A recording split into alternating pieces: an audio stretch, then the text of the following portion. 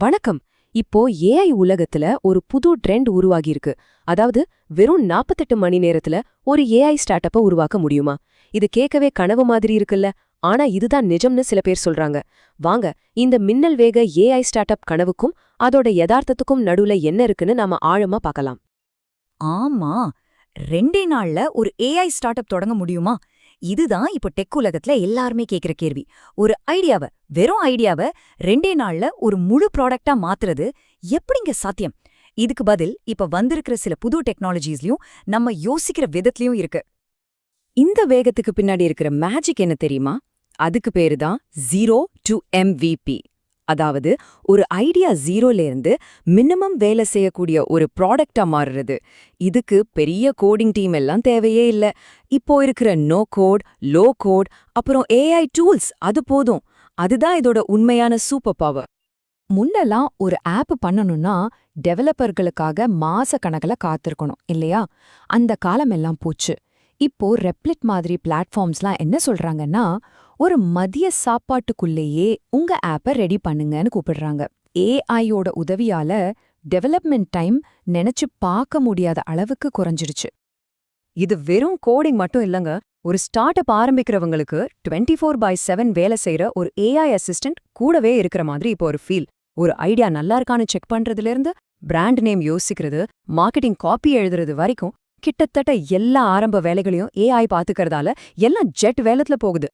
சரி, கேட்க நல்லதா இருக்கு. ஆனா நிஜத்துல இந்த 48 மணி நேர பிளான் எப்படி இருக்கும்? வாங்க, அந்த பிளே புக்கை நம்ம ஒன்னொன்னா பார்க்கலாம். பாருங்க, இந்த டைம்லைனை பார்த்தாலே தலை சுத்துதில்ல. இது ஒரு நான் ஸ்டாப் மேரத்தான் மாதிரி. முதல் நாள் ஃபுல் அண்ட் ஃபுல் பில்டிங். 2வது நாள் ஒரே பரபரப்பு. லான்ச் பண்ணணும். இங்க நிமிஷம் கூட வேஸ்ட் பண்ண முடியாது. ஒவ்வொரு மணி நேரமும் தங்க மாதிரி. இதை இன்னும் கொஞ்சம் டீப்பா பார்த்தோன்னா ஒரு விஷயம் புரியும். நாள் ஈவினிங்குள்ளேயே உங்க ப்ராடக்டோட கோர் ஃபங்க்ஷன் ரெடி ஆகிடும். 2வது நாள் அதை கொஞ்சம் பாலிஷ் பண்ணி மார்க்கெட்டுக்கு கொண்டு போறது தான் வேலை. யோசிச்சு பாருங்களேன், ஃப்ரெண்ட்ஸ் கிட்ட கொடுத்து டெஸ்ட் பண்ணி ஃபீட்பேக் வாங்கினா அடுத்த சில மணி நேரத்திலே ஆஃபிஷியல் லான்ச். அடேங்கப்பா! ஓகே, லான்ச் பண்ணியாச்சு, பார்ட்டி கொண்டாட்டம் எல்லாம் முடிஞ்சிடுச்சு. ஆனா கதை இத்தோட முடியல. லான்ச் பண்ண அடுத்த நாள் காலையில என்ன நடக்கும்? இப்போதான் நாம ரியாலிட்டி செக்குக்கு வரணும். பாருங்க, இதுதான் கனவுக்கும் நிஜத்துக்கும் இருக்கிற பெரிய வித்தியாசம். லான்ச் அன்னைக்கு நாம என்ன கனவு காண்போம்? நம்ம ப்ராடக்ட் வைரல் ஆயிடும், எல்லாரும் பேசுவாங்கன்னு நினைப்போம். ஆனா ஒரு 20 நாள் கழிச்சு நிஜம் என்னவா இருக்கும்? அவசரத்துல செஞ்சதால ஏகப்பட்ட டெக்னிக்கல் பிரச்சனைகள் வந்து நிக்கும்.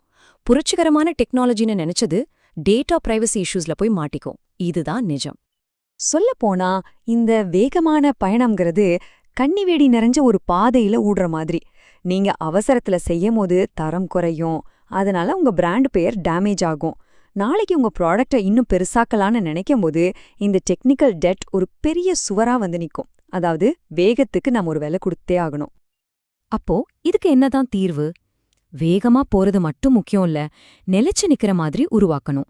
சரி, இத பத்தி இந்த துறையில இருக்கிற பெரிய தலைங்க என்ன சொல்றாங்கன்னு கேப்போமா? முதல்ல ஜெனரல் கேட்டலிஸ்ட சேர்ந்த ஹேமந்த் தனேஜா ஒரு இன்வெஸ்டரோட பாயிண்ட் ஆஃப் வியூல இருந்து சொல்றாரு. நீங்க வேகமா கட்டினா மட்டும் பத்தாது, ஃபவுண்டேஷன் ரொம்ப ஸ்ட்ராங்கா இருக்கணும்னு சொல்றாரு. ஏன்னா உங்க ஐடியா நல்லா இருந்தா ஒருவேளை இன்வெஸ்ட்மெண்ட் கிடைக்கலாம், ஆனா லாங் ரன்ல ஜெயிக்கணும்னா ஒரு சாலிட் டெக்னிக்கல் பேஸ் இல்லாம ஒண்ணுமே பண்ண முடியாது. அடுத்து ஃபேஸ்புக்கோட முன்னாள் விபி ஜூலி சூவோ ஒரு முக்கியமான வார்னிங் கொடுக்கறாங்க. பல ஏஐ ஸ்டார்ட் அப்ஸ்கள் டேட்டாவை எல்லாம் பாக்குறதே இல்லையா, சும்மா வைப்ஸை வச்சு முடிவெடுக்கிறாங்களாம். இது கண்ணகட்டே காட்டுல விட்ட மாதிரி. ஆரம்பத்துல ஈஸியா தெரியலாம், ஆனா போக போக இது பெரிய சிக்கல்ல கொண்டு போய்விடும். இப்போ இந்த நம்பரை பாருங்க, 20. சும்மா ஒரு நம்பர் தானே நினைக்கிறீங்களா?